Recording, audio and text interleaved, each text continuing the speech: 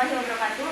Halo Sobat PMI, perkenalkan saya Najwa Halubis dari Kampus Universitas Islam Negeri Sumatera Utara, Prodi Pendidikan Madrasah Ibtidaiyah, Fakultas Ilmu Tarbiyah dan Keguruan. Izinkan saya mengajak kalian semua untuk mendiskusikan tentang materi Perhimpunan Palang Merah Indonesia. Palang Merah di Indonesia didirikan oleh pemerintah kolonial Belanda pada tanggal 21 Oktober 1873 dengan nama Nederlands Rode Cross Afdeling Inde atau NERKAI. Organisasi ini kemudian dibubarkan selama pendudukan Jepang. Perjuangan untuk mendirikan Palang Merah Indonesia sendiri dimulai sekitar tahun 1932, dipelopori oleh Dr. X.C.L. Sendu dan Dr. Bahadur Johan. Mereka berusaha keras membawa rencana pembentukan PMI ke sidang konferensi NERKAI pada tahun 1940, tapi ditolak mentah-mentah oleh pendudukan Jepang. Pada proklamasi kemerdekaan Republik Indonesia pada 17 Agustus 1945, Presiden Soekarno mengeluarkan perintah untuk membentuk Palang Merah Nasional atas perintah Presiden Dr. Muntara Matmojo, membentuk Panitia 5 yang terdiri dari Dr. R. Mukhtar, Dr. Bahadur Johan, Dr. Johana, Dr. Marzuki, dan Dr. Sita Nala. Akhirnya PMI resmi dibentuk pada 17 September 1945 dengan ketua pertamanya yaitu Dr. Handers Muhammad Hatta. Palang Merah Indonesia mendapat pengakuan internasional pada tanggal 15 Juni 1950 setelah menyelesaikan misi bantuan korban Perang Revolusi Kemerdekaan Republik Indonesia dan pengembalian tawanan Perang Sekutu maupun Jepang. Pengakuan ini didapat setelah PMI menjadi anggota Palang Merah Internasional melalui Komite Palang Merah Internasional atau ICRC. Selain itu, PMI juga bergabung dengan Liga Perhimpunan Palang Merah dan Bulan Sabit Merah atau IFRC. Pada tahun 2018, Undang-Undang Nomor 1 Tahun 2018 tentang Kepalang Merahan diundangkan menjadi PMI organisasi kemanusiaan yang berstatus badan hukum. Undang-undang ini mengatur kegiatan kemanusiaan, lambang palang merah, dan hal-hal terkait dengan Konferensi Jenewa 1949. Adapun tugas-tugas utama Palang Merah Indonesia adalah 1.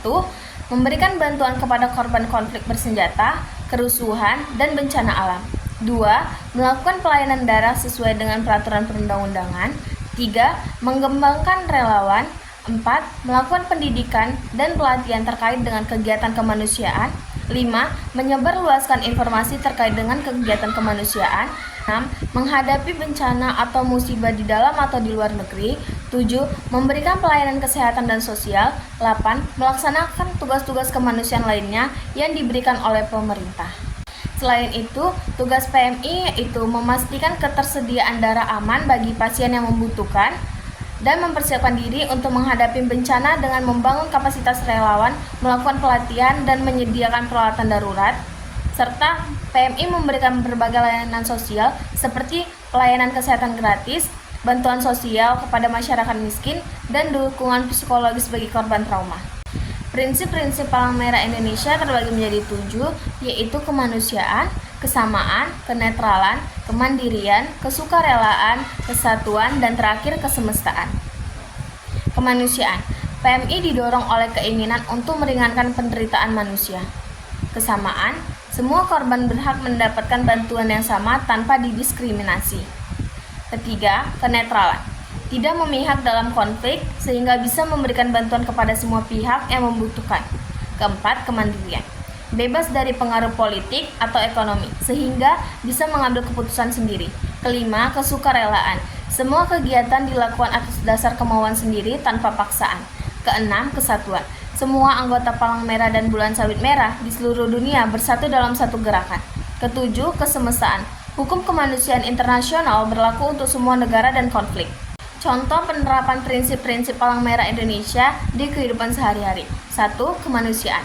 Seorang PMI memberikan pertolongan pertama kepada korban kecelakaan tanpa peduli siapa orang itu. Kedua, kesamaan. PMI memberikan bantuan makanan dan obat-obatan kepada semua pengungsi, baik itu dari kelompok mayoritas maupun minoritas. 3. Kenetralan. Tim medis PMI memberikan perawatan kepada tentara dari kedua belah pihak yang terlibat dalam konflik. Keempat, kemandirian. PMI memutuskan sendiri jenis bantuan apa yang paling dibutuhkan oleh masyarakat yang terkena bencana. Kelima, kesukarelaan. Ribuan relawan PMI bekerja tanpa pamrih untuk membantu korban bencana. Keenam, kesatuan.